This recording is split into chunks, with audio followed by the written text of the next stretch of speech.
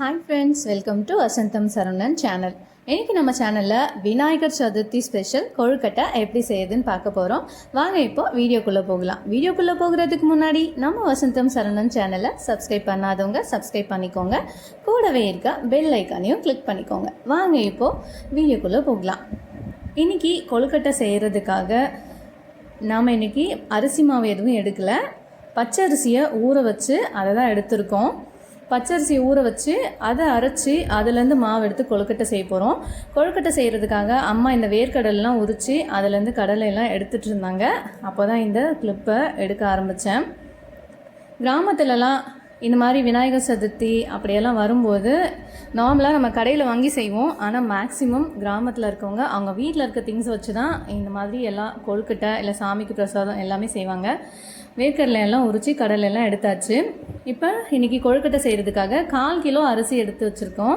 1/4 kilo பச்சரிசியை நல்லா ஒரு 3 மணி நேரம் ஊற வச்சு அதை நல்லா வடிகட்டி வச்சுருக்காங்க. கொஞ்சம் கூட தண்ணி இல்லாமல் எடுத்து வச்சுருக்காங்க.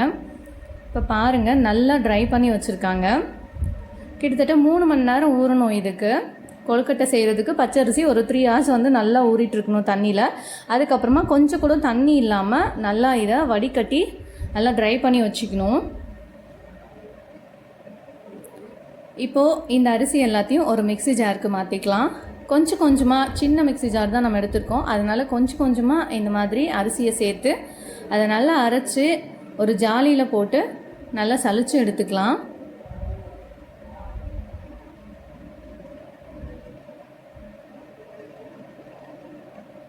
இந்த மாதிரி மாவு சலிக்கிற சல்லடையை யூஸ் பண்ணி அது மூலயமா இதை நம்ம நல்லா சலிச்சு எடுத்துக்கலாம்.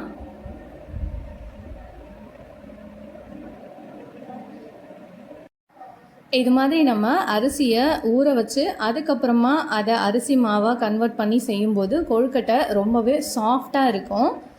அதுக்காக தான் இந்த மாதிரி ஊற வச்ச அரிசியிலேருந்து மாவு எடுத்து கொழுக்கட்டை செய்கிறாங்க. நம்ம கடையில் வாங்குகிற மாவில் கூட கொழுக்கட்டை செய்யலாம். ஆனால் அதை விடவும் இந்த மாதிரி நம்ம அரிசியை ஊற வச்சு மாவு அரைச்சி செய்யும்போது அந்த கொழுக்கட்டை ரொம்பவே சாஃப்டாக இருக்கும். இப்போ நம்ம இதை நல்லா மிக்சியில் போட்டு அரிசியை நல்லா மாவாக பவுடராக செஞ்சு அதை நல்லா சலிச்சு எடுத்துக்கணும். சலிக்காமல் நம்ம செஞ்சோம்னா அது ஒரு மாதிரி கொரப்பாக இருந்து கொழுக்கட்டை வந்து உடைய ஆரம்பிச்சிடும். சாஃப்டான கொழுக்கட்டை வராது. அதே சமயம் நல்லா வேகவும் செய்யாது. அதனால் இதை நல்லா நம்ம ஃபைன் பவுடராக அரைச்சி சலிச்சு எடுத்துக்கணும்.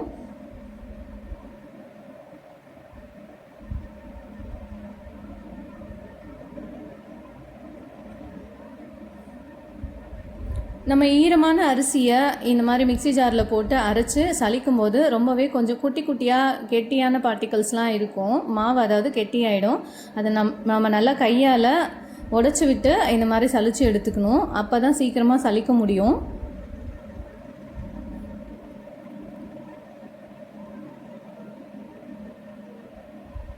இப்போ மாவெல்லாம் ஆல்மோஸ்ட் சலிச்சு முடிச்சாச்சு. ஒரு 2-3 வாட்டி மிக்ஸி ஜாரில் இந்த அரிசியெல்லாம் போட்டு ஃபைன் பவுடராக ஆக்கி சலிச்சு எடுத்துக்கிட்டாங்க.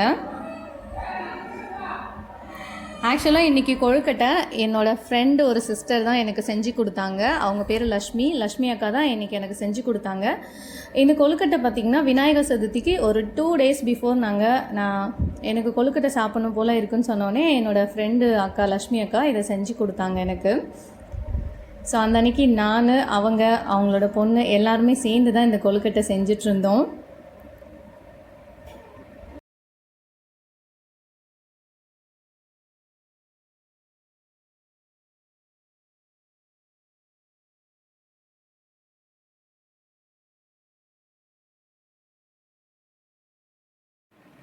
இப்போ பாருங்கள், நம்ம மாவெல்லாம் அரைச்சி நல்லா சலிச்சாச்சு. எந்த அளவுக்கு சாஃப்டாக ஃபைன் பவுடராக இருக்குதுன்னு பாருங்கள்.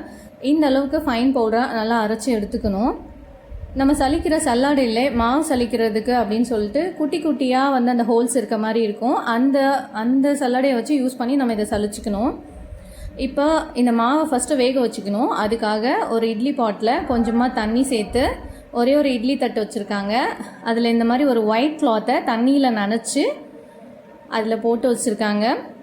இப்போ நம்ம சலிச்சு எடுத்துக்கிட்டோம் இல்லையா, அந்த அரிசி மாவு எல்லாத்தையும் இந்த இட்லி பாட்டில் சேர்த்துக்கலாம்.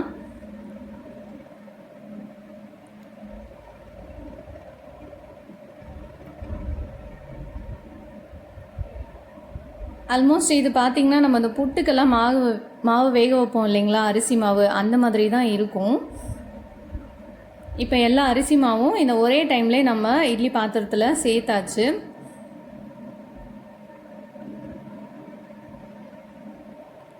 இதுக்கு மேலே நம்ம மூடி, அதாவது இந்த மாவுக்கு மேலே எதுவும் மூடி போட போகிறதில்ல. இட்லி பாத்திரத்தோட மூடியை மட்டும் சேர்த்து இதை மூடி வச்சு ஒரு 10 மினிட்ஸ் போல் இதை நல்லா ஹீட் பண்ணி எடுத்துக்கணும். 10 நிமிஷம் இந்த மாவு வெந்தாலே போதுமானதாக இருக்கும். அதுக்கு மேலே வேக வச்சோம்னா ரப்பர் மாதிரி ஆகிடும். அப்போ கொழுக்கட்டை நல்லாவே இருக்காது, ரொம்ப ஹார்டாகிடும். அதிகபட்சமே இதுக்கு ஒரு 10 நிமிஷம் தான். மீடியம் ஃப்ளேமில் வச்சு கரெக்டாக 10 நிமிஷம் இந்த மாவை வேக வச்சு எடுத்துக்கலாம். இப்போ இட்லி பாத்திரத்தோட மூடியை இதில் மூடி வச்சிடலாம்.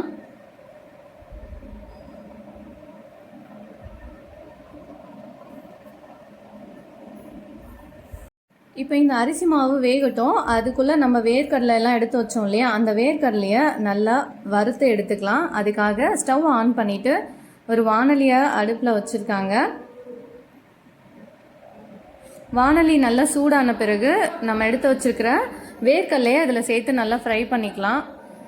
1/4 கிலோ அரிசிக்கு 1/4 கிலோ வேர்க்கடலை எடுத்திருக்காங்க. இது 2 பார்ட்டிஷனாக வறுத்து எடுத்துக்கலான்னு சொல்லியிருந்தாங்க. அதனால் ஃபர்ஸ்ட் நம்ம கொஞ்சமாக வேர்க்கடலையும் சேர்த்து இதை நல்லா வறுத்து எடுத்துக்கலாம். அடுத்ததாக அதை எடுத்துகிட்ட பிறகு மீதி இருக்க வேர்க்கடலையும் சேர்த்து வறுத்து எடுத்துக்கலாம். வேர்க்கடலையை வறுக்கும்போது ஸ்டவ்வை மீடியம் ஃப்ளேமில் வச்சு வறுத்துக்கலாம். ஒரு 5 மினிட்ஸில் நம்ம இந்த வேர்க்கடலை எல்லாத்தையும் நல்லா வறுத்து எடுத்துக்கலாம். ஸ்டவ்வு ஹை ஃப்ளேமில் இருக்கக்கூடாது, சீக்கிரத்துலேயே வேர்க்கடலை தீஞ்சு போயிடும். அதனால் ஸ்டவ்வை ஹை ஃப்ளேமில் வச்சுருக்கக்கூடாது. ஒரு மீடியம் ஃப்ளேம்லேயே வச்சு நல்லா கைவிடாமல் இந்த மாதிரி ஃப்ரை பண்ணிகிட்டே இருக்கணும்.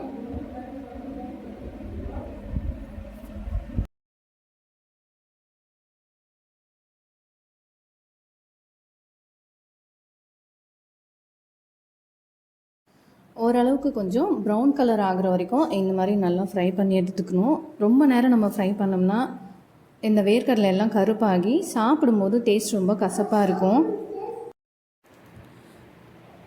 இப்போ பாருங்கள், வேர்க்கடலை நல்லா ப்ரௌன் ஆகிடுச்சு. இந்த ஸ்டேஜ் வரும்போது இப்போ நம்ம இதை ஒரு பாத்திரத்துக்கு மாற்றிட்டு இதை நல்லா ஆற விட்டுடலாம்.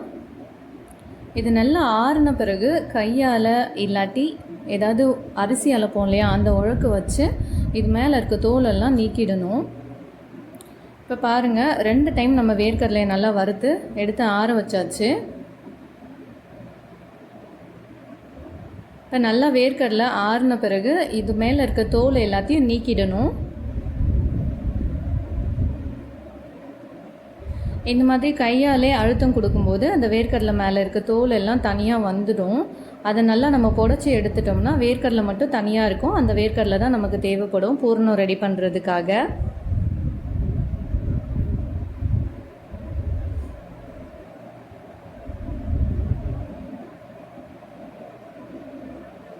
இப்போ இந்த வேர்க்கடலையில் இருந்த தோல் எல்லாத்தையும் நீக்கியாச்சு.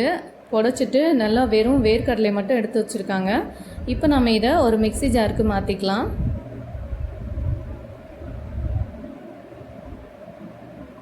பூரணம் செய்கிறதுக்காக 1/4 கிலோ வேர்க்கடலைக்கு 1/4 கிலோ வெல்லம் எடுத்திருக்கோம். அது கூடவே சும்மா 2 ஏலக்காய் மட்டும் எடுத்திருக்கோம். நம்ம எடுத்திருக்க வெல்லத்தை எல்லாம் நல்லா பொடி பண்ணி வச்சுருக்காங்க. அடுத்ததாக கொஞ்சம் போல் வேர்க்கடலையை ஒரு மிக்ஸி ஜாருக்கு மாற்றிக்கிட்டு அதில் கொஞ்சமாக வெல்லம் சேர்த்து இதை நம்ம நல்லா கொரகொரப்பாக அரைச்சி எடுத்துக்கலாம். ரொம்ப ஃபைன் பவுடராக அரைக்கக்கூடாது, கொஞ்சம் கொரகொரப்பாக தான் இருக்கணும். அப்போ தான் இந்த கொழுக்கட்டைக்கு பூரணம் வச்சு சாப்பிடும்போது ரொம்பவே டேஸ்டியாக இருக்கும். இந்தளவுக்கு நம்ம வெல்லத்தை பொடி பண்ணி வச்சுக்கணும். அப்போ தான் மிக்ஸி ஜாரில் போட்டு அரைக்கும்போது வேர்க்கடலையோடு சேர்த்து நல்லா அரைப்பட்டு வரும். இல்லைன்னா அப்படியே கெட்டி கெட்டியாக வெல்லம் இருக்கும். அதுக்காக நம்ம வெல்லத்தை நல்லா பொடி பண்ணி வச்சுக்கிட்டு அது கூட வேர்க்கடலையை சேர்த்து அரைச்சிக்கணும். இப்போ இந்த வேர்க்கடலை கூட ஒரு 2லேருந்து 3 ஏலக்காய் சேர்த்து இது நம்ம நல்லா அரைச்சி எடுத்தாச்சு. இப்போ பாருங்கள், இது ரொம்ப ஃபைனலாக அரைக்கலை, ஓரளவுக்கு கொஞ்சம் கொரகொரப்பாக தான் அரைச்சி எடுத்திருக்காங்க.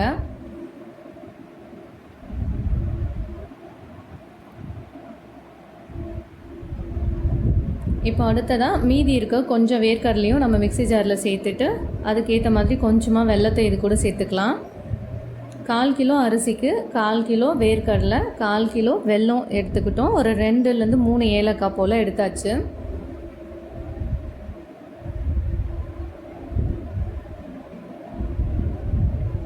பாருங்கள், இந்த அளவுக்கு கொரப்பாக அரைச்சி எடுத்துக்கணும். ரொம்ப ஃபைனாக இருக்கக்கூடாது. ரொம்ப ஃபைன் பவுடராக இருந்ததுன்னா அதோட டேஸ்ட் நல்லாவே இருக்காது. இந்த மாதிரி கொரப்பாக இருக்கும்போது சாப்பிடும்போது ரொம்பவே சூப்பராக இருக்கும். அவ்வளோதான், பூரணம் ரெடி ஆகிடுச்சு. இப்போ நம்ம வேக வச்சோம் இல்லையா, அந்த மாவும் நல்லா வெந்து வந்துருச்சு. இப்போ பாருங்கள் எந்த அளவுக்கு ரொம்ப சாஃப்டாக வெந்து வந்திருக்குன்னு. ரொம்ப சூடாக இருக்குது, கையால் நம்மளால் எடுக்க முடியாது. அதனால் ஒரு கரண்டி வச்சு எடுத்து காமிக்கிறேன் பாருங்கள். இந்த ஸ்டேஜ் தான் கரெக்டான ஸ்டேஜு. கிட்டத்தட்ட புட்டு மாதிரியே இருக்குது பாருங்கள், பலன்னு.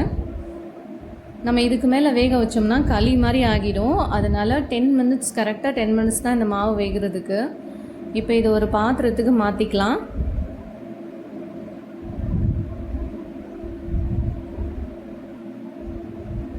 இது ஓரளவுக்கு சூடாக இருக்கும்போதே இந்த மாவை பிசைய ஆரம்பிச்சிடணும். அப்படி இல்லைனாக்கா அது ரொம்ப ஒரு மாதிரி ஹார்ட் ஆகிடும். அதனால் சூடாக இருக்கும்போதே அவங்க சுடு தண்ணி கூட நம்ம சேர்த்து பிசைஞ்சிக்கலாம். ஆனால் இந்த மாவு இறக்கி ஒரு பாத்திரத்தில் மாற்றினதுமே என்னோடய சிஸ்டர் என்ன பண்ணாங்கன்னா பச்சை தண்ணி தான் ஊற்றி பிசைஞ்சாங்க. ஏன்னா மாவு ஆல்ரெடி சூடாகவே இருந்துச்சு. ரொம்ப மாவு வந்து பத்திக்க இருந்துச்சு. ஆனாலுமே அவங்க கையாலே பிசைஞ்சிட்டாங்க.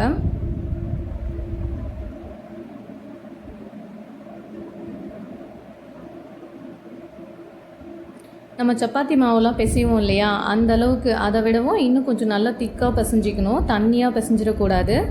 கொஞ்சமாக தண்ணி சேர்த்து ரொம்ப கெட்டியாகவே பிசைஞ்சிக்கணும்.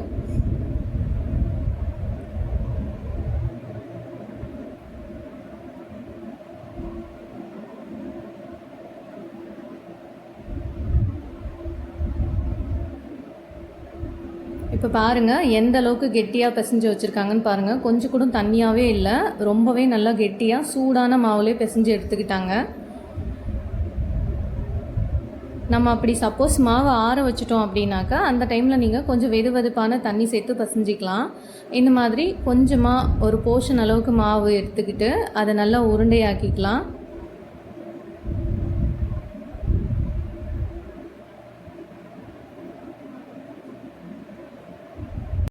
அந்த உருண்டையை இந்த மாதிரி ஒரு ரவுண்ட் ஷேப்க்கு நல்லா திரட்டி எடுத்துக்கணும். அதாவது இப்போ அவங்க பண்ணுறாங்க இல்லையா, அதை பார்க்கும்போதே உங்களுக்கு தெரியும், நல்ல குழியாக இருக்கும் இந்த ரவுண்ட் ஷேப்பில் பண்ணுறது. அதுக்குள்ளே பூர்ணம் வைக்கிற அளவுக்கு கிட்டத்தட்ட பார்க்குறதுக்கு ஒரு கிண்ணம் மாதிரியே ஃபீல் ஆகும். இது இந்த மாதிரி கையாலே நல்லா ரவுண்டாக திரட்டி எடுத்துக்கணும். இப்போ அதுக்குள்ளே நம்ம இந்த பூரணத்தை சேர்த்துக்கலாம்.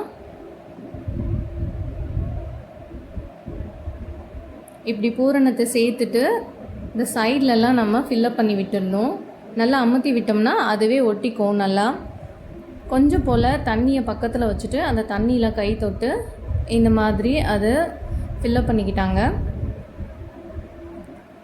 சிலர் எண்ணெய் தொட்டு இந்த மாதிரி ரவுண்ட் ஷேப்புக்கு கொண்டு வருவாங்க கொழுக்கட்டை மாவை. ஆனால் நம்ம வேக வச்சோம்னா அந்த எண்ணெயோட ஸ்மெல்லு அதில் கண்டிப்பாக இருக்கும். அதுக்காக இந்த மாதிரி எண்ணெய் தொடாமல் தண்ணி தொட்டு இந்த மாதிரி ரவுண்ட் ஷேப்பில் கொண்டு வந்துட்டுருந்தாங்க.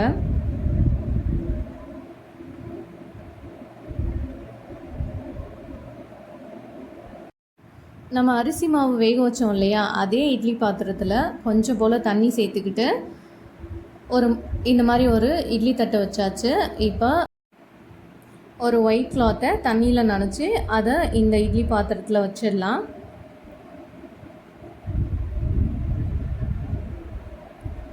இப்போ நம்ம ரெடி பண்ணி வச்சுருக்கோம் இல்லையா கொழுக்கட்டை, அது எல்லாத்தையும் இது மேலே ஒன்று ஒன்றா அழகாக அடுக்கி வச்சிடலாம்.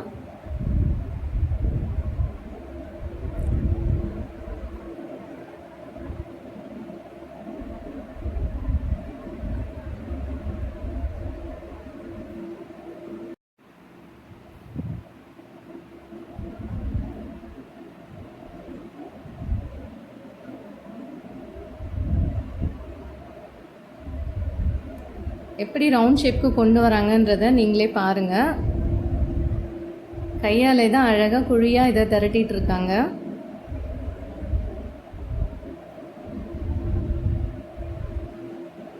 சும்மா கொஞ்சமாக தண்ணி தொட்டுட்டு இந்த மாதிரி ரவுண்ட் ஷேப்புக்கு திரட்டி எடுத்திருக்காங்க கையில்.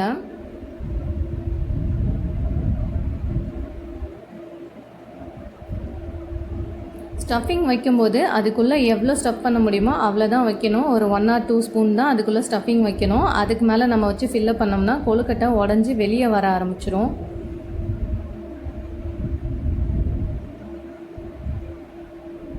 நம்ம மாவை கரெக்டான கன்சிஸ்டன்சிக்கு பிசைஞ்சாதான் இந்த மாதிரி கொஞ்சம் கூட விரிசல் இல்லாமல் அழகான ஒரு கொழுக்கட்டையை நம்ம ரெடி பண்ண முடியும். இந்த மாதிரி நம்ம கொழுக்கட்டையை ரெடி பண்ணிவிட்டு அந்த இட்லி பாட்டில் சேர்க்கும்போது மேக்ஸிமம் எந்த அளவுக்கு அதோட கெப்பாசிட்டி இருக்குமோ அத்தனை கொழுக்கட்டை மட்டும்தான் நம்ம அதில் வைக்கணும். நிறைய சேர்த்து வச்சோம்னா கண்டிப்பாக விரிசல் விட்டு உடைய ஆரம்பிச்சிடும்.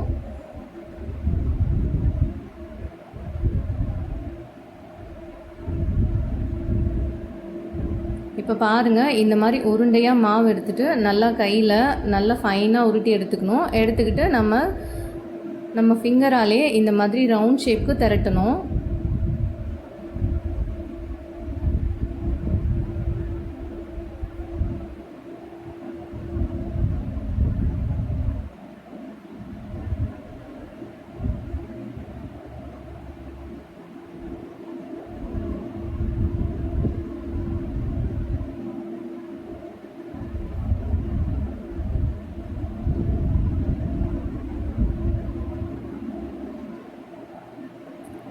அவ்வளோதான். இப்போ நம்ம பாதி போர்ஷன் மாவு மட்டும்தான் எடுத்திருக்கோம். 2 டைம் இந்த கொழுக்கட்டையை வேக வச்சு எடுக்க போகிறோம். ஏன்னா எல்லாத்தையும் ஒரே டைமில் வேக வச்சு எடுக்க முடியாது. ஸோ ஃபஸ்ட்டு கொஞ்சமாக இந்த கொழுக்கட்டையை சேர்த்து வேக வச்சு எடுத்துக்கலாம்.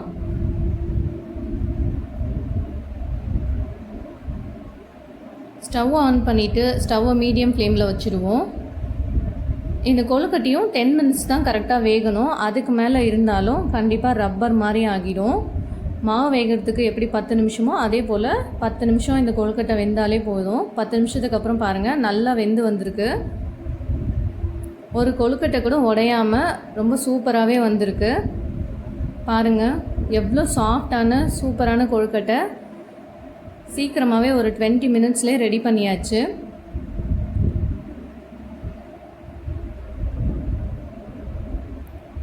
நான் சொன்ன மெத்தடில் நீங்கள் இந்த கொழுக்கட்டை செஞ்சிங்கன்னா கண்டிப்பாக உடையாமல் விரிசல் இல்லாத அழகான சூப்பரான ஒரு கொழுக்கட்டை ரெடி பண்ணிடலாம்.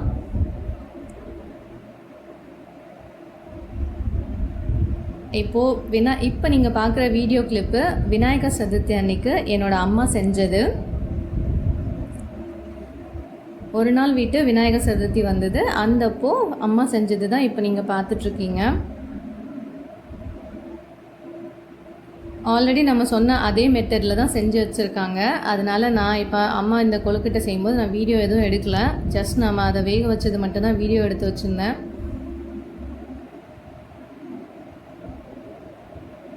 விநாயகர் சதுர்த்தி அன்னைக்கு சுண்டல், சக்கரை பொங்கல், வடை பாயசத்தோடு எல்லாம் செஞ்சு இந்த கொழுக்கட்டையும் செஞ்சு விநாயகருக்கு படைச்சாங்க. விநாயகருக்கு பிடிச்ச அவல், பொரிக்கடலை, பழங்கள், வடை, பாயாசம், சக்கரை பொங்கல், கொழுக்கட்டை எல்லாமே வச்சு அழகாக இந்த விநாயகர் சதுர்த்தியை கொண்டாடி முடிச்சாச்சுங்க. நீங்களும் இதே மெத்தடில் உங்கள் வீட்டில் இந்த கொழுக்கட்டையை செஞ்சு பாருங்கள். ஆல்ரெடி நான் லேட்டாக தான் இந்த வீடியோவை அப்டேட் பண்ணியிருக்கேன். இருந்தாலும் நெக்ஸ்ட் டைம் நீங்கள் எப்போ கொழுக்கட்டை செய்கிறீங்களோ அந்த டைம் இந்த மெத்தடை ஃபாலோ பண்ணுங்கள். கண்டிப்பாக ஒரு சாஃப்டான கொழுக்கட்டை கிடைக்கும். இந்த வீடியோ உங்களுக்கு ரொம்ப பிடிச்சிருந்தா உங்களோட ஃபேமிலி அண்ட் ஃப்ரெண்ட்ஸ்க்கு ஷேர் பண்ணுங்கள், லைக் பண்ணுங்கள். தேங்க்ஸ் ஃபார் வாட்சிங்.